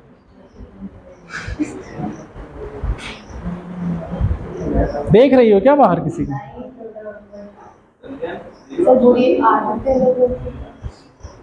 हाँ हो सकता है। ड्रिंकिंग की आदत किसी को पड़ जाए, बेच बाज दे सब कुछ। तो शराबी हो गया। हाँ हो सकता है वैसे। शिक्षा का बताओ और आगे 3 पॉइंट ऐड करो, तुम 5 पॉइंट ऐड करो यार तुम। इतना भेदभाव मेरे साथ क्यों? तुम ही इतनी देर से कूद रहे हो ना। देखिए, हम देखते हैं कि हमारे यहाँ हमारे देश में अभी भी सामाजिक कुरीतियां बहुत हैं। ठीक है, आय Good. का असमान वितरण है। हाँ हाँ ठीक है, इन्होंने रिसोर्सेज का बताया था। गुड। कृषि में प्रचंड बेरोजगारी देखने को मिलती है। हाँ अल्प स्वरोजगार भी देखने को मिलता है। लोग मतलब थोड़े समय पे ही के लिए ही ठीक। रोजगार पे ही लग पा रहे हैं। जेंडर जस्टिस भी ऐड कर सकते हो, जेंडर डिस्क्रिमिनेशन, कास्ट लेवल पे डिस्क्रिमिनेशन। कुशल उद्यमकर्ता नहीं है यहाँ पर। ये स्किल्स वाले तो बता चुकी है, बता चुके हैं, इसने बताया था, इसने बताया। हमको याद है, तुम लोगों को नहीं याद है आपस की बातें, हम किसने क्या बताया हमें याद है। कितने लोगों की बातें हम सुन चुके हैं? 2 3 4 5 6 लोगों की। मतलब इतनी कमजोर मेमोरी है तुम लोगों की। हमें सर अपनी आदत देखो कि याद नहीं करी उनने क्या पता। क्यों नहीं सुन रहे हो? इसीलिए तो सुना रहे हैं सबको, सबके पॉइंट सबको याद हो, वरना पर्पज क्या है फिर? ये तो नॉर्मल पॉइंट है ना। जनसंख्या वृद्धि, बेरोजगारी। तो तुम्हारे कौन से बड़े स्पेशल पॉइंट थे? दूसरों को डोमिनेट कर रहे हो तुम। मतलब दूसरे बच्चों को ये बता रहे हो कि उनके पॉइंट अच्छे नहीं, तुम्हारे पॉइंट बड़े अच्छे हैं। सर इसने बताया राष्ट्रीय आय का समान वितरण नहीं है। रिसोर्सेज का डिस्ट्रीब्यूशन इसने बोला था।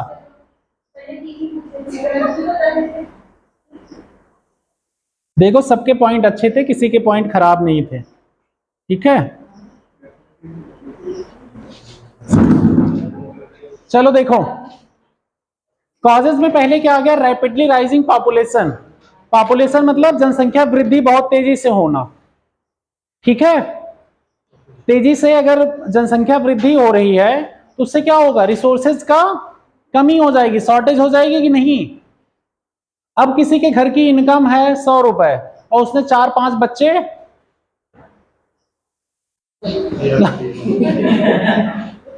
पैदा हो गए उनके घर में। पहले होते थे ना लोग, बच्चे ज्यादा पैदा करते थे, उसके रीजन थे क्योंकि बच्चों की डेथ हो जाती थी।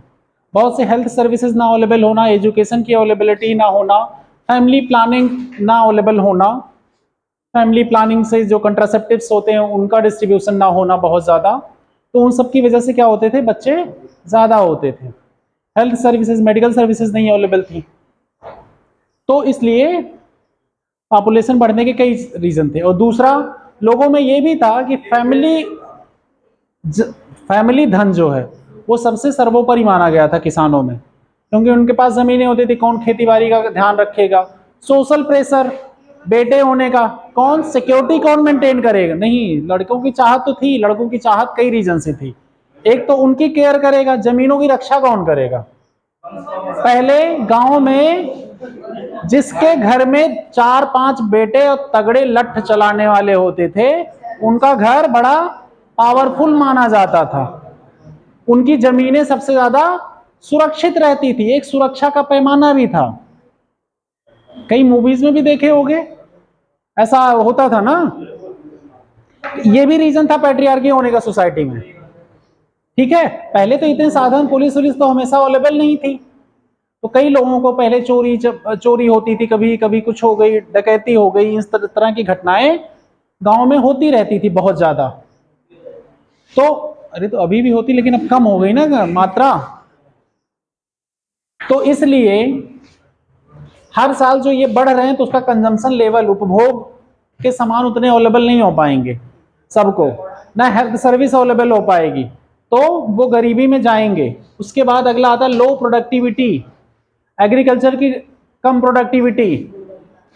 एग्रीकल्चर में जितना उत्पादन किसी खेत में होना चाहिए उसकी उत्पादन, अभी जब एग्रीकल्चर हम पढ़ाए थे, क्यों उत्पादन कम हो रहा है, क्यों ज्यादा हो रहा है, वो बता चुके हैं, ठीक है। उसका उत्पादन बढ़ाने के लिए क्या क्या किया गया ये भी बता चुके हैं। ये 2 रीजन हो गए मेन, लिखते चलो वरना बाद में मत कहना। अंडर यूटिलाइज रिसोर्सेस, सारे रिसोर्सेज का अच्छी तरह से उपभोग ना हो पाना, बिकॉज हमारे पास इतनी टेक्नोलॉजी नहीं है। कई अच्छी टेक्नोलॉजियां नहीं अवेलेबल हैं जो सारे रिसोर्सेज का उपभोग कर सके। अभी भी रिसर्च उस फील्ड में चल रही है। Rate of economic development slow है, ना अच्छे से जॉब क्रिएट हो पा रही है, ना डेवलपमेंट हो पा रहा है, ना इंडस्ट्री लग पा रही है जहां पे जॉब लगनी चाहिए हर जगह। रेट ऑफ ग्रोथ हमारे यहाँ बहुत कम होती जाती, कभी 10% जाती है, कभी 4% आ जाती है, कभी 6% आ जाती है। इस तरह से क्या है, फ्लक्चुएटेड है ना। रेट ऑफ ग्रोथ कम होने से क्या होगा, इकोनॉमिक रीडिस्ट्रीब्यूशन, लोगों को जॉब कम मिलेगी ना, ये सब समस्याएं होंगी कि नहीं। ये सब समस्याएं होने से क्या है, गरीबी पड़ी हुई है अभी तक। अगला, ये प्राइस राइज वाला कोई एग्जांपल दिया था, इन्फ्लेशन कौन दिया था, तन्नू दी थी क्या, महंगाई तन्नू दी थी ना। हाँ, प्राइस राइज एक्चुअली में महंगाई, रेट बढ़ना, हर चीज का रेट क्या, तुम्हारा भी याद है मुझे, ठीक है। अनएम्प्लॉयमेंट, अनएम्प्लॉयमेंट भी रीजन दिया था एक बच्चे ने, हाँ हमें पता है, हमें सबके पॉइंट याद है, हमने, ठीक है। इसीलिए कहते हैं एक दूसरे के पॉइंट सुना करो। अगर हमें इतने बच्चों के पॉइंट याद हो सकते हैं तो क्या आप लोगों को नहीं याद हो, हमने भी तो एक ही बार सुना है। अगर आप कंसंट्रेट करो उन बच्चों के लफ्जों पे तो आपको अपने आप याद हो जाएंगे। क्या तो कुछ न कुछ नए पॉइंट मिलते हैं ना, नए नए व्यूज मिलते हैं ना। क्या कल इसका ऐसे नहीं सुना था, सुना था ना सबने, अच्छे पॉइंट लिखे थे कि नहीं, प्रेरणा मिली कि नहीं लिखने की, मिली ना, खुद को रियलाइजेशन हुआ क्या चीजें लिखी जा सकती हैं। दूसरे एसेज पढ़े कि नहीं तुम लोग, मतलब और टॉपर्स के एसे कॉपीज इंटरनेट से डाउनलोड करके, थोड़ा थोड़ा पढ़ा, ठीक है। अनएम्प्लॉयमेंट, भाई बेरोजगारी रहेगी तो आपके पास पैसे नहीं होंगे, आप कैसे खर्चा चलाओगे अपना, गरीबी की तरफ जाओगी ही। अगला पॉइंट,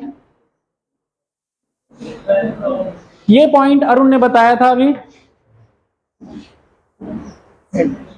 एंटरप्रेन्योरशिप की कमी, उद्यमिता की, ठीक है, बिजनेस ना लगना, ठीक है। शॉर्टेज ऑफ कैपिटल को दूर करने के लिए मुद्रा योजना चलाई गई थी ना, आसानी से लोन और प्रायोरिटी सेक्टर लेंडिंग को लोन अवेलेबल कराने की बात की गई ना एंटरप्रेन्योरशिप को, उसमें एंटरप्रेन्योरशिप भी एक टॉपिक था पीएसएल में। उद्यमिता अगर पढ़ा होगा तुम लोगों ने, पीएसएल में प्रायोरिटी सेक्टर लेंडिंग जो पढ़ाया था मैंने, उसमें उद्यमिता भी एक पॉइंट था, ठीक है। सोशल फैक्टर्स, सोशल फैक्टर्स जब अभी हम अरुण से डिस्कस कर रहे थे, कौन से, जेंडर डिस्क्रिमिनेशन, कास्ट डिस्क्रिमिनेशन, ये सब भेदभाव, ट्रेडिशन, कुरीतियां जो हैं, ट्रेडिशन नहीं कहेंगे, कुरीतियां कहेंगे, यस, हाँ तुमने ही बताया था। अब कास्ट सिस्टम कैसे एक्चुअली में कर रहा है और जेंडर डिस्क्रिमिनेशन कैसे पैदा कर रहा है इसमें। अगर हस्बैंड वाइफ दोनों काम करेंगे, हाँ नहीं दिया जाता ना, कम आंका जाता है ना उनको काम। अगर इकोनॉमी में एक्टिविटी दे दी जाए तो 27% जीडीपी बढ़ जाएगी, ऐसा किसी ने रिपोर्ट लगाई थी ना, मैंने बताया था उस दिन।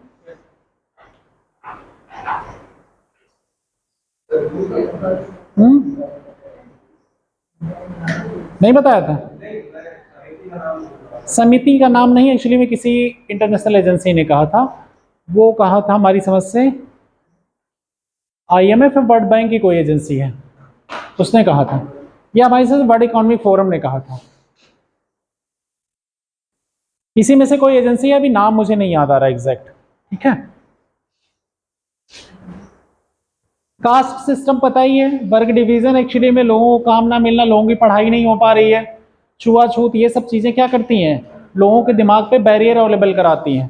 जेंडर डिस्क्रिमिनेशन ऐसे, अब किसी को काम करने के चांसेस ना दो और उससे एक दिन कह दो कि भाई तुम मैनेज करके काम दिखाओ, मैनेजमेंट एक दिन में डेवलप होता है क्या,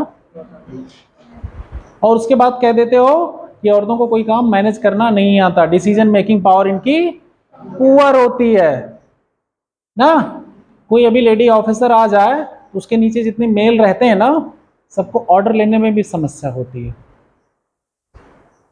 ये कभी पूछना जो काम कर रहे हैं, चाहे एज एसपी, चाहे एज ए डीएम, चाहे कहीं भी, जब ऑर्डर दिया जाता है, अगर उसमें जरा सा भी लूप होल हो गया डिसीजन मेकिंग में, तो सबसे पहला स्टेटमेंट जानते हो क्या निकलता है?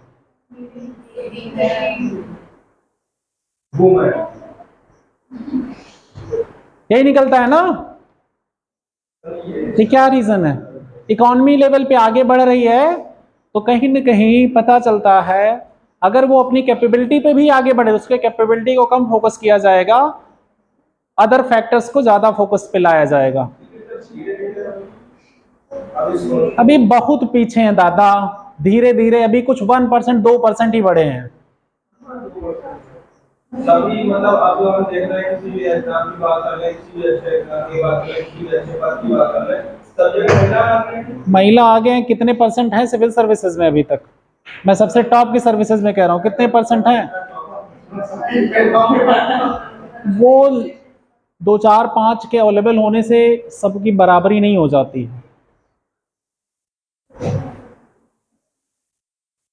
अभी भी अपने यहाँ 17-18% ही पार्टिसिपेशन है वुमेन का, ठीक है। और दूसरी समस्या सबसे बड़ी आ रही है कि जो पढ़ लिख ले रही हैं ज्यादा, वो भी नौकरी छोड़ दे रही हैं।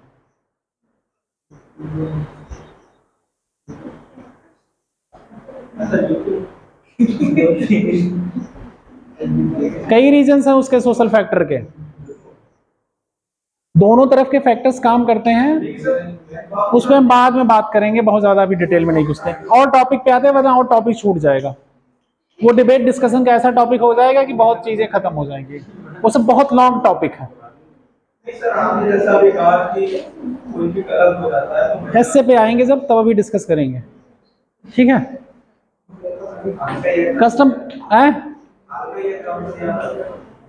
बोल दो एग्जांपल तुम। अरे छोड़ो अभी। सोशल सेटअप क्या कहा जा रहा है? सोशल सेटअप कंड्यूसिव नहीं है उनके डेवलपमेंट के लिए। उनका अगर प्रॉपर डेवलपमेंट नहीं होगा तो वो इकोनॉमी में पार्टिसिपेट नहीं कर सकते। उनका अगर स्किल डेवलपमेंट नहीं होगा, उनको जॉब के लिए, उनको लोन के लिए, क्योंकि अगर देखा जाए लोअर कास्ट के पास जमीनें नहीं हैं, उनको तो एग्रीकल्चर लोन भी नहीं मिल सकता, उनके पास तो एग्रीकल्चर भी नहीं हो सकता, है ना। लोअर स्ट्रेटा ऑफ सोसाइटी में जो है, उनके संबंध में समस्या है ना। अपर कास्ट लोअर कास्ट में जो सोसाइटी डिवाइड है, जनरली ये टर्म ही नहीं यूज होना चाहिए, बट इंडिकेट करने के लिए मुझे कुछ टर्म्स एक्चुअली में यूटिलाइज करने पड़ रहे हैं। अगर कोई और टर्म हो कोई तो बताओ। जनरली अगर लोअर स्ट्रेटा हम सोसाइटी को देखें इकोनॉमिक लेवल पे, कि जो लोअर स्ट्रेटा क्यों है? क्योंकि उनके पास जमीनें भी नहीं है ना। उनको एक्चुअली में अलग सेगमेंट बांट दिया गया है। मान सम्मान, डिग्निटी, डिग्निफाई नहीं तभी तो वो पुअर है। डिग्निफाई वो लाइफ तो जीनी है उनको। ये सब समस्याएं भी तो है उनके यहाँ। ये सब चीजें आप और ज्यादा किसी को रोज आप डिमेंड करते जाइए कि तुम्हारे अंदर ये नहीं है, ये नहीं, तुम बेकार हो, तो तुम्हारे अंदर एक्चुअली में क्या आ जाएगी? Identity crisis. तुम्हें जहाँ डेवलपमेंट इनोवेशन पे वर्क करना है, तुम वहाँ डे टू डे डिप्रेशन और छोटी चीजों से कहीं बोलने में हिचकने में, कहीं डिबेट डिस्कशन करने में आपके अंदर हेजिटेंसी आ जाएगी। जैसे पेरेंटिंग अगर अच्छी ना हो तो बच्चे के अंदर कॉन्फिडेंस लेवल डाउन होता है, और पेरेंटिंग बहुत अच्छी हो तो बच्चा कहीं भी चीजें थ्रू आउट करने के लिए रेडी हो जाता है, फाइट करने के लिए, फाइट एटीट्यूड। चीजें कैसे फाइट, ये नहीं फाइट लठ चलाना, ये फाइट नहीं। आप चीजों से लड़के उसको बैलेंस वे में कैसे मैनेज कर ले जाते हैं, इन सबकी कैपेबिलिटी आती है ना। आप चीजों को कैसे डील करेंगे, इनर फाइट की बात कर रहा हूं मैं, अंदर से मजबूत होना। लठ चलाने वाली मजबूती की बात नहीं कर रहा हूं कि कहना कि नहीं सर ने कहा फाइट करने को, ठीक है। Mentally strong people always manage the things in a certain aspect, मतलब डेवलपमेंट सस्टेनेबल एस्पेक्ट में, कि चीजें चलती रहें, इस वे में मैनेज करने को कहते हैं। लठ चलाना, गाली गलौज देने को मेंटली स्ट्रांग नहीं कहते हैं, बहुत ज्यादा मेंटली वीक लोग होते हैं। जो भी है, जो पर्सन अपने टेम्परामेंट पे कंट्रोल नहीं कर सकता, वो किसी और चीज पे क्या कंट्रोल करेगा यार? वो क्या मैनेजमेंट करेगा, क्या एडमिनिस्ट्रेशन करेगा, जो खुद को कंट्रोल नहीं कर सकता। कर सकता है वह? नहीं कर सकता ना। आप किसके रिस्पेक्ट करते हो? जो वेल ऑर्गेनाइज्ड पर्सन होता है, जिसको अपने हर एक चीज पे कंट्रोल्ड होता है, उसकी बातें सुनने में आपको ज्यादा सही लगती है ना। शॉर्ट टेम्पर्ड पीपल्स आपको एक दो बार तीन बार आप लोग लगेगा, फिर उसके बाद क्या होगा? जनरली पीपल्स अवॉइड कर जाते हैं। आगे चलते हैं। Political factors. ब्रिटिश टाइम पे गरीबी क्यों थी? पॉलिटिकल फैक्टर्स, स्कीमें वैसी थी। पॉलिटिकल फैक्टर्स, रीजनल लेवल की पॉलिटिक्स, कास्टिज्म के बेस पॉलिटिक्स, ये सब क्या करती हैं? किसी पर्टिकुलर सेगमेंट को फोकस करा देती हैं, या जब चुनाव आएगा तब थोड़ा सा काम करा देंगी, उसके बाद होल्ड कर देंगी। करप्शन, करप्शन भी तो मेजर रोल अदा कर रहा है गरीबी के कारण में। आगे बढ़ते हैं। पॉवर्टी रेशियो इन इंडिया, आ जाओ इधर। ये तेंदुलकर कमेटी की रिपोर्ट है, ये 2005 में आई थी, उसके बाद 2012 में वापस। ठीक है, तो इन्होंने क्या कहा था? इनके अनुसार 21.9% लोग देश में गरीब हैं, गरीबी रेखा से नीचे हैं, इतने परसेंट लोग। रूरल में 25.7%, अर्बन में 13.7%। अब इन दोनों को जोड़ के ये मत लाना, ये टोटल पॉपुलेशन पे है और ये रूरल के टोटल पॉपुलेशन पे है, और ये अर्बन के रूरल टोटल पॉपुलेशन का है परसेंटेज। ठीक है, इन दोनों को जोड़ के ये मत करने लगा टोटल इतना, ये टोटल पॉपुलेशन का परसेंटेज निकालना आता होगा ना सबको, तो वो चीजें हैं ये रूरल और अर्बन पे। इन्होंने किस पे लिया? कंजम्पशन बेसिस पे, और ड्रॉ बाद में कितने नंबर ऑफ पुअर मिलियन में घटे भी हैं ये भी बताया गया है। 216 ये इतने मिलियन है, 52.8, 269 टोटल मिलियन है। ये डाटा है किस कमेटी के अनुसार? तेंदुलकर कमेटी के अनुसार।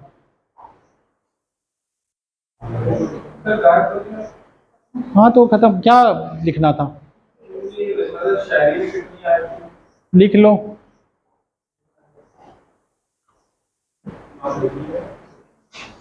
डिक्लाइन भी देखो लिखा हुआ है, एनुअल एवरेज डिक्लाइन कैसे हो रहा? 93-94 से लेके 4-5 के बीच में 0.55 डिक्लाइन हुआ, 74। उसके बाद 2004-5 से 2011 के बीच में कितना परिणाम? 2.32। किसमें? रूरल में। अर्बन में 1.2.18 टोटल पॉपुलेशन का एक्चुअली में पॉवर्टी डिक्लाइन हो रहा है इतने रेट पे।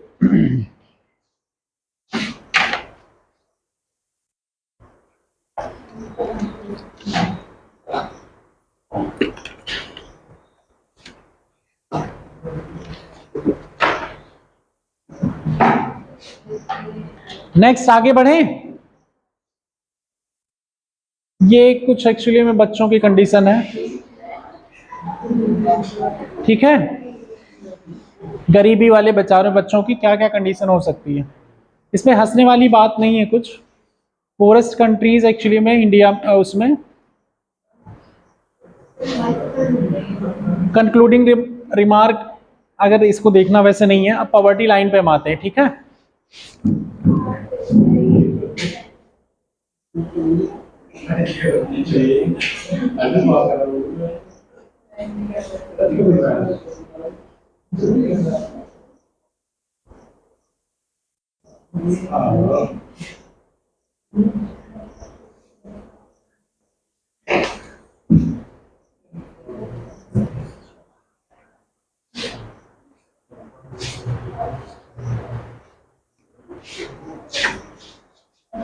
ये टर्म लिखवा चुके हैं इसलिए इसको आगे बढ़ा रहे हैं अभी, ठीक है।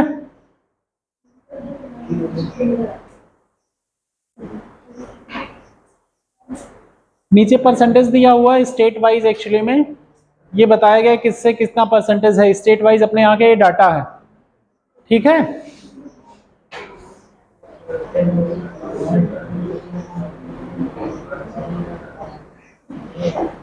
ठीक, ये वाली लाइन मैंने आपको बताई, ठीक है, एक एग्जांपल देके 1.90 वाला एग्जांपल दिया ना, पॉवर्टी लाइन, गरीबी रेखा वाला जो एग्जांपल दिया अभी, इतना इनकम वाले पे उससे नीचे गरीब, उससे ऊपर अमीर। अमीर नहीं मतलब आप सस्टेन कर सकते हैं, ठीक है। और below poverty line BPL card जारी किया जाता है ना सबके लिए। बीपीएल कार्ड पता है ना, और कई बार तो सब पक्के मकान वाले भी बीपीएल कार्ड जारी करा लेते हैं। इसीलिए कहा जाता है किसी भी रूल्स या स्कीम के एसेंस पे फोकस करो, उसका इंटेंट क्या है, क्योंकि किसी भी चीज का मिसयूज करना तो बहुत आसान है आसान कि नहीं। फॉर एग्जाम्पल जैसे आजकल लोग दोस्ती यारी का भी मिसयूज करते हैं ना बहुत ज्यादा अपने मतलब के लिए, जबकि इंटेंट किसी का होता है फ्रेंडशिप वाला। कौन है यार,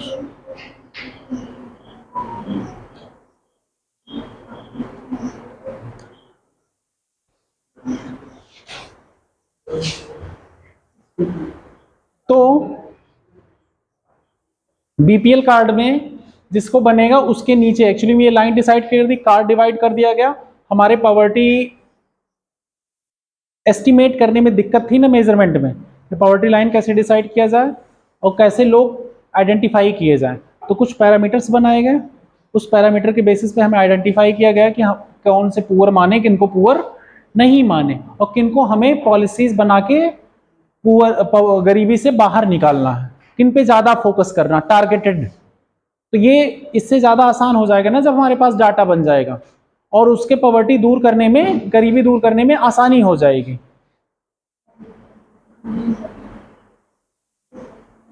समझ में आए बीपीएल, बिलो पॉवर्टी लाइन समझ में आया। पॉवर्टी लाइन के नीचे जो है वो बिलो पॉवर्टी लाइन है, गरीबी। बीपीएल कार्ड पता है ना सबको, वही चीज है।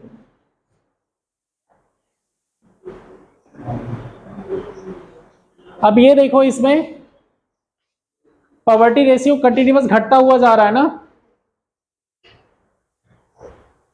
डाटा दिख रहा है ना आपको, रूरल अर्बन और टोटल में। ये पॉइंट और ये टेबल अभी मैंने नेक्स्ट पीछे दिखाई थे। 10th प्लान में एक्चुअली में अर्बन एरिया को मेन फोकस किया गया, ये 7 पैरामीटर पे। 2002 से 2007 में अर्बन एरिया में जो पुअर डिफाइन किए गए, उनमें कौन सा फोकस बीपीएल कार्ड बनाने के लिए किया गया, ये पैरामीटर बोला ना, अभी डिफाइन किए जाएंगे कुछ, जिसपे गरीबी डिफाइन की जाएगी। क्या, घर, छत की बात की गई, एक छत, फर्श, वाटर, जल, सैनिटेशन, टॉयलेट वगैरह, ठीक है। Education level, types of employment कैसा है, एम्प्लॉयमेंट कई तरीके से होते हैं, हो सकते हैं 2 दिन आप एम्प्लॉय किए फिर नहीं जॉब मिली, रेगुलर जॉब है कि नहीं। Status of children in house, ठीक है। ये सारे पैरामीटर पे फोकस करके क्या बीपीएल डिफाइन किया गया, ये 10th प्लान में आया। तो क्योंकि हमारे पास पैरामीटर्स थे इसलिए ये चीजें की गई। रूफ मतलब छत होता है, फ्लोर मतलब ये फर्श होता है, छत होता है हिंदी में, पानी, सैनिटेशन को क्या कहेंगे, स्वच्छता नहीं बोलते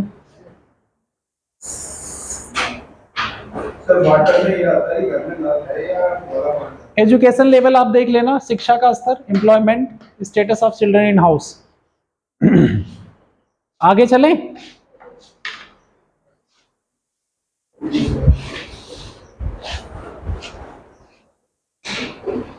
थोड़ा फास्ट लिखो यार तुम लोग, गरीबी खत्म करनी है, और इससे भी देखना अभी, और क्या तुम लोगों के दिमाग की गरीबी खत्म करनी है यार।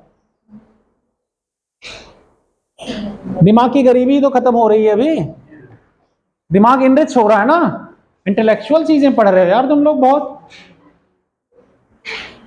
इतने इंटेलेक्चुअल डिस्कशन कर रहे हो तुम लोग, इतने रीजन कॉज सोसाइटी पे फोकस कर रहे हो, ये सब क्या है, ये सब नॉर्मल पीपल, चौराहे वाले लोग थोड़ी सोचेंगे।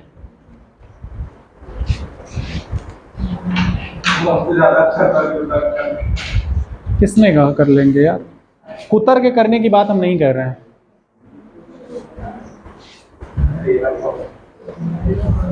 रूरल एरिया के लिए 13 पैरामीटर और सब पे स्कोर दिया जाएगा। क्या, land holding, caste based division होने की वजह से लैंड होल्डिंग सबके पास होती है क्या, समान नहीं होती, टाइप ऑफ हाउसेस कैसे अवेलेबल है? छप्पर भी हो सकता है, किसी के पास पक्का मकान हो सकता है, ठीक है। फूड सिक्योरिटी हो गया, सैनिटेशन हो गया, ownership of consumer durable, literacy status of highest literate, status of house hold labour, means of जीवन जीने का तरीका, मीन्स ऑफ लाइवलीहुड होता है। बच्चों का स्टेटस क्या है? किसी को कहीं पे किसी इंग्लिश में दिक्कत हो रही है? हाथ उठा दो, शर्माना मत, मैं बता दूंगा। कहीं पे दिक्कत हो रही? क्या दिक्कत हो रही है बेटा बताओ? किसकी हिंदी नहीं पता? इसकी लैंड होल्डिंग, जिसके जमीन, आपके पास जमीन कितनी है उसको लैंड होल्डिंग कहते हैं। टाइप ऑफ हाउसेस की पता है इंग्लिश हिंदी? घर कैसा है, छप्पर वाला है या पक्का मकान है, ठीक है। अवेलेबिलिटी ऑफ क्लॉथिंग, कपड़ा है या नहीं आपके पास। फूड सिक्योरिटी, खाने का सामान है कि नहीं। सैनिटेशन, स्वच्छता वाला, लैट्रिन बाथरूम जो होती है, ठीक है। Ownership of consumer durables, consumer durables मैंने एक्चुअली में इसको पढ़ाया था। वस्तुएं, गुड्स, कंज्यूमर ड्यूरेबल्स, जो आपकी उपभोग की वस्तुएं हैं, उपभोक्ता की उपभोग की वस्तुएं, लाइक घर में टीवी, फ्रिज, बेड, ये सब, ठीक है। लिटरेसी स्टेटस मतलब शिक्षा का स्तर। Status of house hold labour मतलब घर में कौन सा काम आप करते हैं, उनका क्या स्थिति है। जो घर के सदस्य हैं, वो जो कामगार हैं घर के, वो लोग क्या काम करते हैं। बच्चों का स्टेटस क्या है, उधार वगैरह तो नहीं है। इंडेप्टनेस, रीजन ऑफ माइग्रेशन, अगर कहीं मूव कर गए, माइग्रेशन में एक प्लेस से दूसरे प्लेस पे जाने को माइग्रेट करना कहते हैं, विस्थापन, ठीक है। और प्रेफरेंस ऑफ असिस्टेंस, किस तरह की हेल्प लेते हैं वो। तो इसमें ये सिंपल इंग्लिश है, बहुत ज्यादा टफ इंग्लिश नहीं है। अगर ये थोड़ा सा आप पढ़ने का प्रयास करेंगे तो आपके लिए आसान हो जाएगा। इसमें एक भी अंग्रेजी वर्ड, सच्चाई बताओ, जो लोग आप डे टू डे लाइफ में यूज करते हैं, उसके अलावा कोई अंग्रेजी यूज हुई है क्या है अभी तक? क्यों? सोनू, कोई ऐसी अंग्रेजी दिख रही जो नहीं यूज पढ़ते डेली में? जहां समस्या हो रही हो बोल देना। जावेद, चरण, तेजपाल, कहीं अंग्रेजी में कोई दिक्कत? बेसिक टर्म्स ही है सारे हमेशा।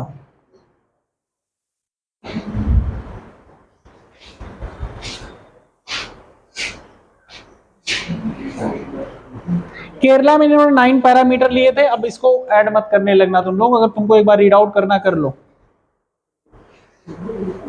पॉवर्टी क्राइटेरिया ये है, हर स्टेट का अलग अलग। उत्तर प्रदेश में देख लो अभी क्या है। रूरल के लिए 700 मंथली कितना, 68 रुपए पर कैपिटा, ये रहा। ये याद रखना और ये देख लेना, monthly per capita rural urban में। उत्तर प्रदेश का कितना, 768 और 941। ऑल इंडिया पे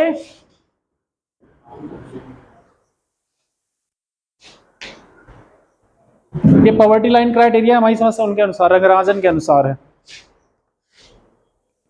यही मेजर चीजें नोट डाउन करनी पड़ेगी आपको। आगे अभी बताते हैं दूसरे भी पॉवर्टी लाइन क्राइटेरिया हैं।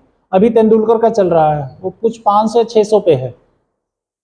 आगे बढ़ा रहे हैं, लिख लो फोटो। ये सब कुछ स्कीमें हैं welfare rural BPL card holder के लिए। अभी प्रधानमंत्री आवास योजना ये नहीं है, ये सब तो है साथ में अदर योजनाएं भी आ चुकी हैं, उसको हम लिखवाते हैं अभी।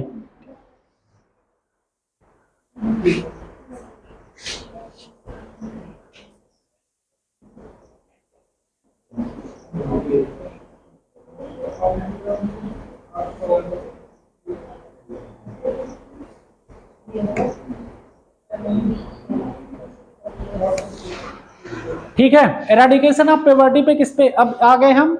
गरीबी दूर करने के उपायों पे। गरीबी दूर करने के उपाय पे अब पढ़ेंगे, ठीक है। देखो हम लोगों ने क्या क्या पढ़ लिया। गरीबी क्या होती है, गरीबी के कारण पढ़ लिए, और गरीबी कैसे डिसाइड की जाती है अपने यहाँ, पॉवर्टी लाइन वाला कॉन्सेप्ट वो पढ़ लिए। अब आ जाएंगे गरीबी को दूर करने के उपाय, ठीक है। उसके बाद ये दूर करने के उपाय के बाद पॉवर्टी लाइन के कुछ कमेटियां जो बनी थी उनकी रिकमेंडेशन क्या क्या है, कौन कौन सी कमेटियां बनी थी? एल्गा कमेटी थी, लक्कड़वाला कमेटी थी, तेंदुलकर कमेटी, रंगराजन कमेटी, 4 कमेटियां बनी है। एलेग, हाँ, ये चारों कमेटियों पे क्या क्या रिकमेंडेशन वो अभी पढ़, उसको लास्ट में एक टेबल फॉर्म में टेबुलेट करा देंगे कि सबके क्या क्या रिकमेंडेशन थे और कब कब आए थे।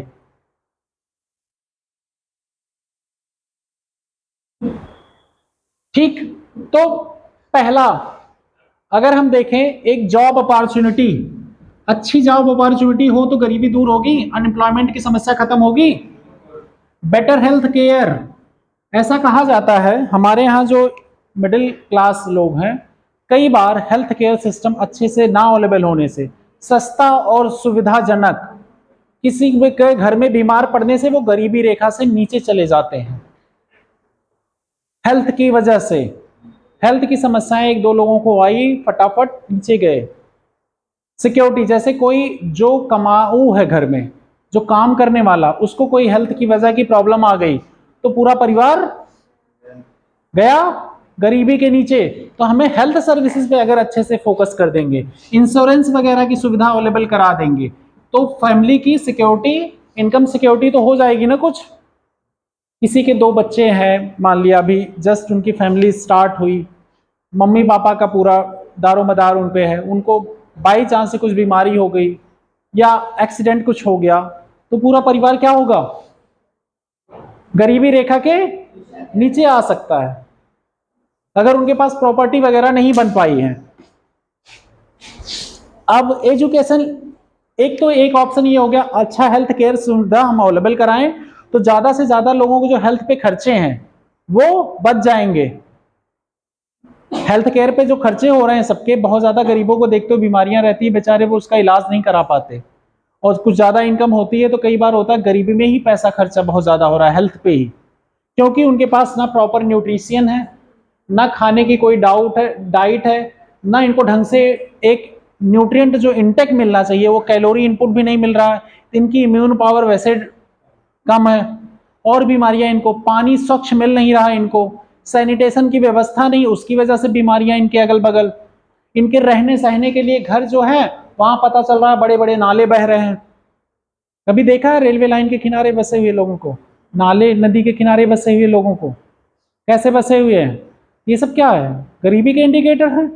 वहां बीमारियां, मच्छर पलेंगे, डेंगू फैलेगा, मलेरिया फैलेगा, पानी गंदा आएगा, टाइफाइड होगा, डायरिया होगा, ये सब के। अब उसके बाद खर्चे और बढ़ते चले जाएंगे।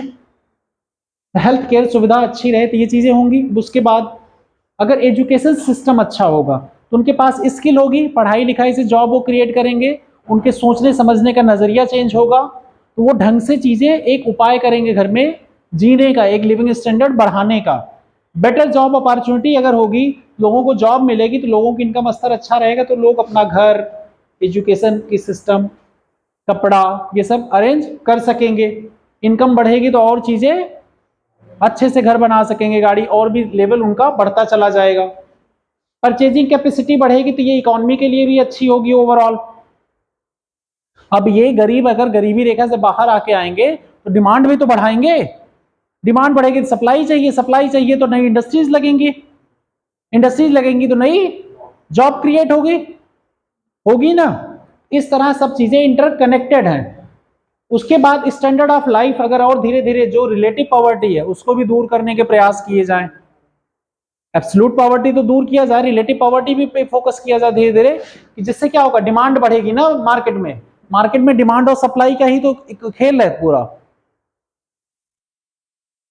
ये सारे पॉइंट आपको एक एक चीजों पे वर्क करना जितना।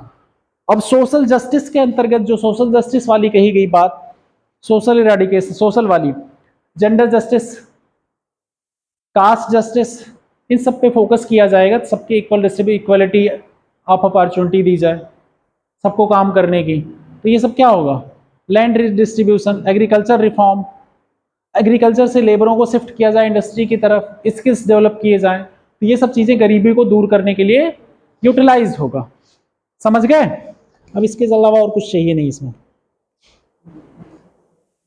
अब इसमें कौन कौन सी स्कीमें हैं वो एक्चुअली में स्कीम सेक्शन में आपको बता दें। अगर प्रधानमंत्री, देखो मेक इन इंडिया स्कीम किस लिए है, कैसे वो गरीबी पे काम कर रही है, मैं आपको बता रहा हूँ स्कीम के कुछ एग्जांपल।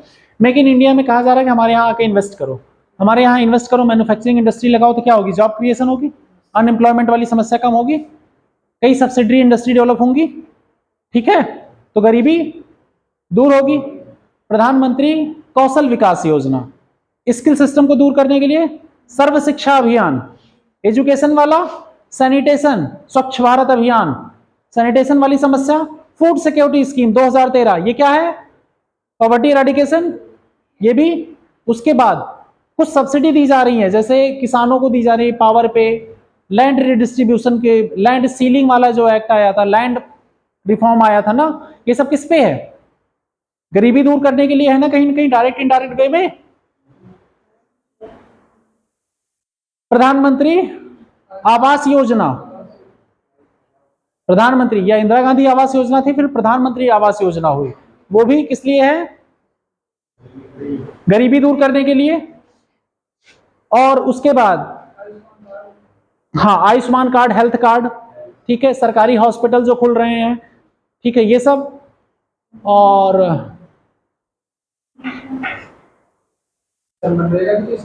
मनरेगा भी उसी में है, 100 दिन की गारंटी वाला, कि सबसे बड़ी स्कीम है गरीबी इस रेखा से ऊपर करने के लिए, लोगों को रोजगार देने के लिए। पीडीएस सिस्टम, हाँ 2005। और कौन सा,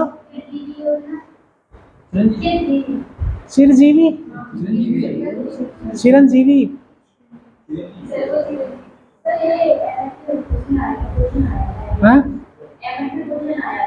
एमएड में ऑप्शन क्या थे, चिरंजीवी योजना,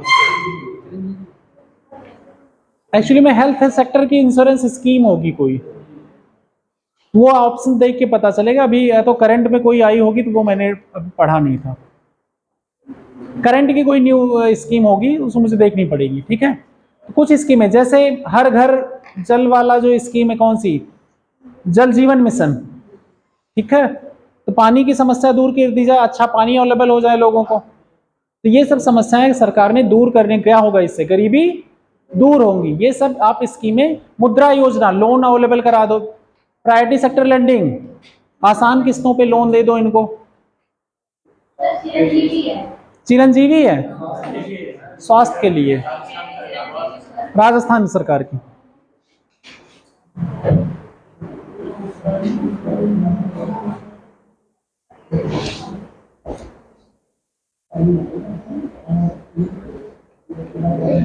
पॉवर्टी एराडिकेशन हो गया, पॉवर्टी हो गया, बीपीएल लाइन, और क्या चीज,